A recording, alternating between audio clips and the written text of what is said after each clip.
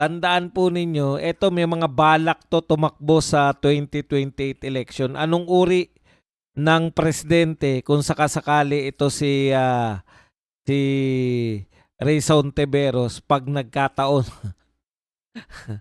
Ito po, panoorin po natin ng konti itong si Risa Ontiveros. Isang dali lang. Nasa na ba? Risa, pasok. Risa Ontiveros. Pasok. Okay, ito po yung ito po matapos po na nagtalo si Marcoleta at saka si Padulyon tungkol po dito kay Curly Discaya, no?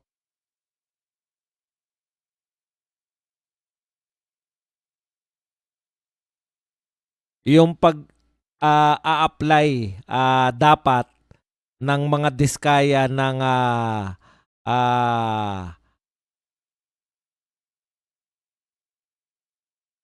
ano nang ang tawag Witness Protection Program. Okay, eto po, pakinggan po natin tong mga pinagsasabi nito ni Senator Risa Ontiveros. Atake niya po sa mga diskaya.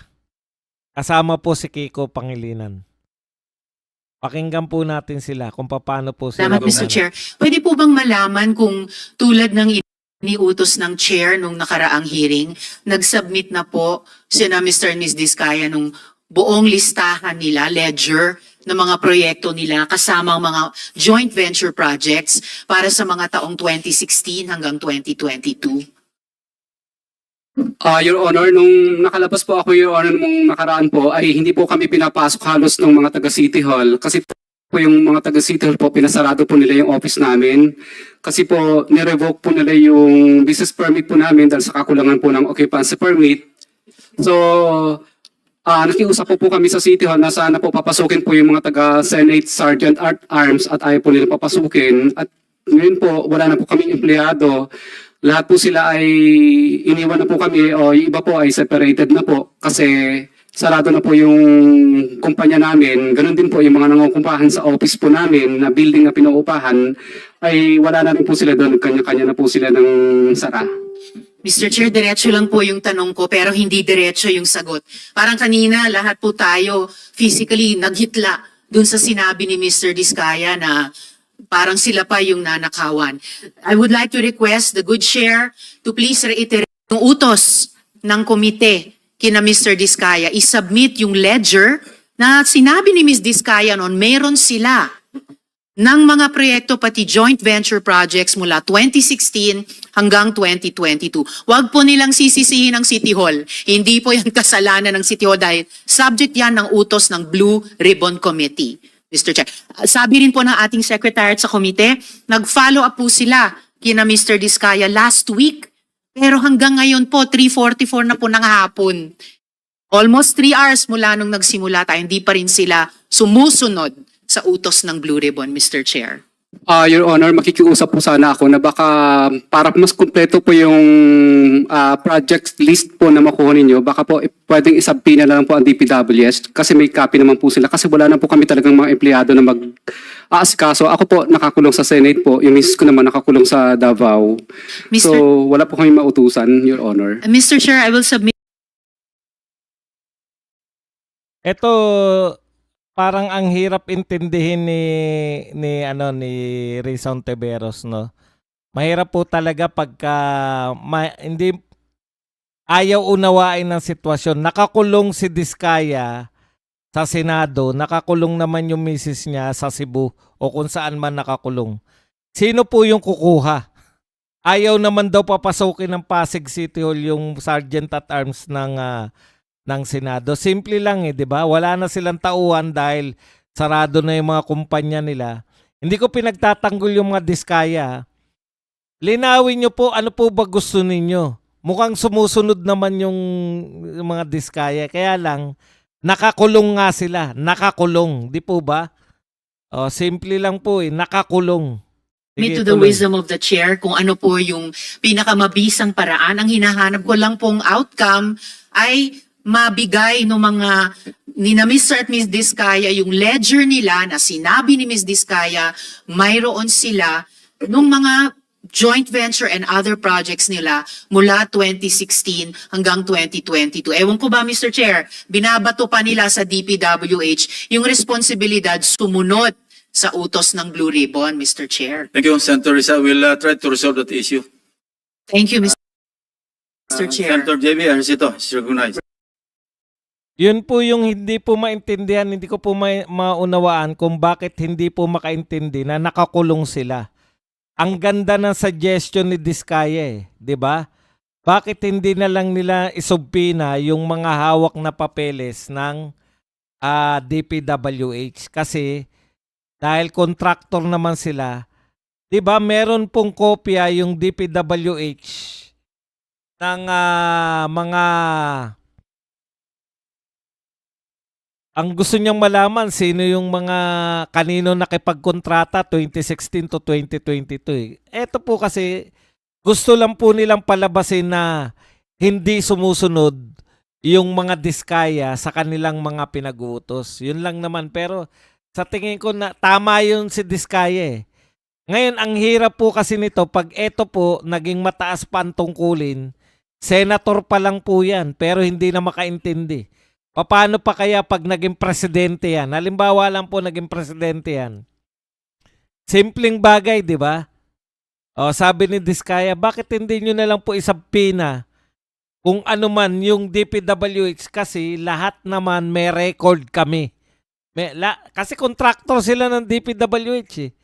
So yung lahat ng gusto nilang malaman, shortcut, di ba?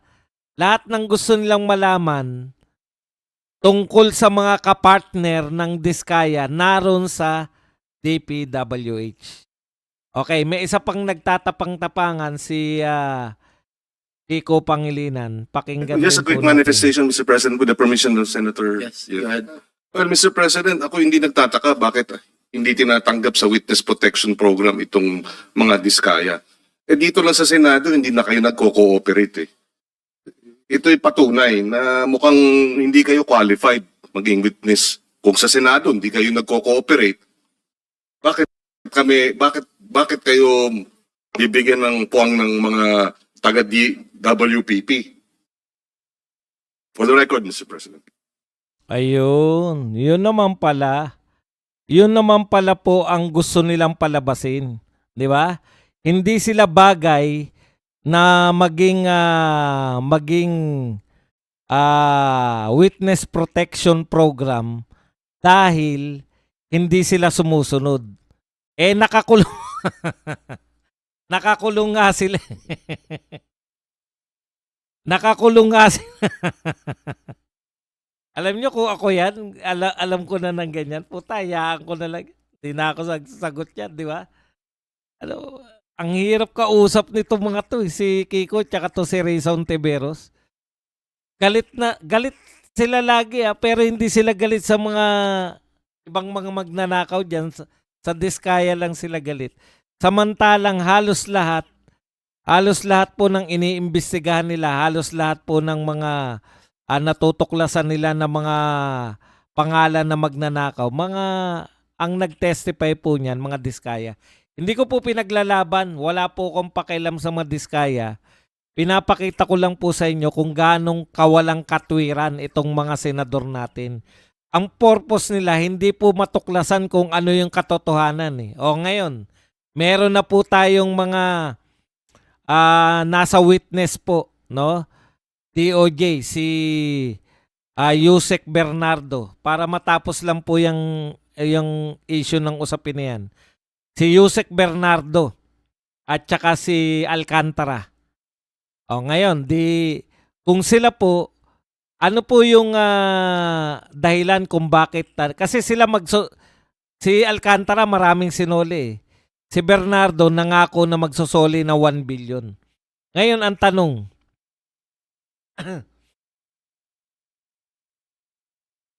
po, kung talagang hindi yung pagsusoli yung dahilan, talagang may alam sila, talagang sila yung susi. Kasi para ka po maging state witness, dapat ikaw yung susi para malutas yung krimen. Di ba?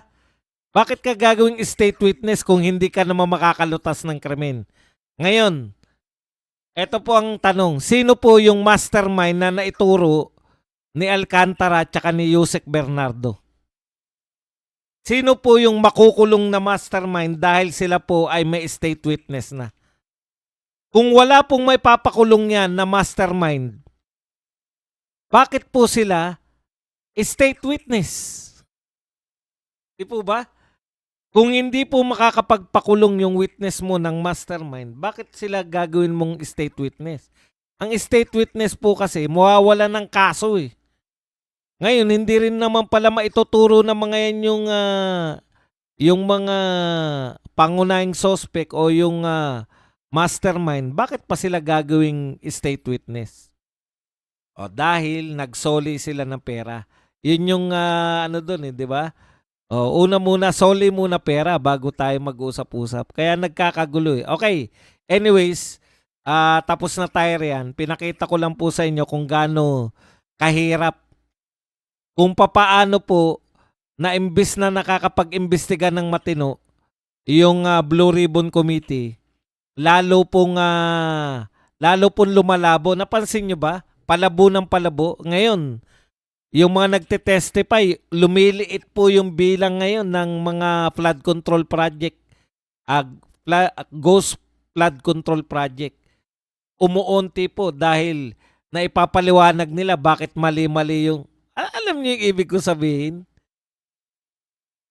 Mali yung coordinates, mali yung pinupunteriya nila kung nasan yun. At ito ay pagkakamali lang. Ibig sabihin, pinalalabas nila ngayon na onti lang talaga yung ghost project kasi mali lang sila ng mga itinuro. Eh paano kayo magkakamali? Di ba mga engineer kayo? Eh kami po, turuan nyo lang kami kung paano magbasa ng coordinates. Baka isang araw lang na training, kaya na namin hanapin eh. Kayo po engineer eh. Hindi po ba kasalanan nyo yan? Parang sasabihin ba ng piloto, ay mali po ako ng tansya sa airport eh. Kung piloto po yan, yung nagkamali po nung sinasabi nyong coordinates, ano po malamang mangyari?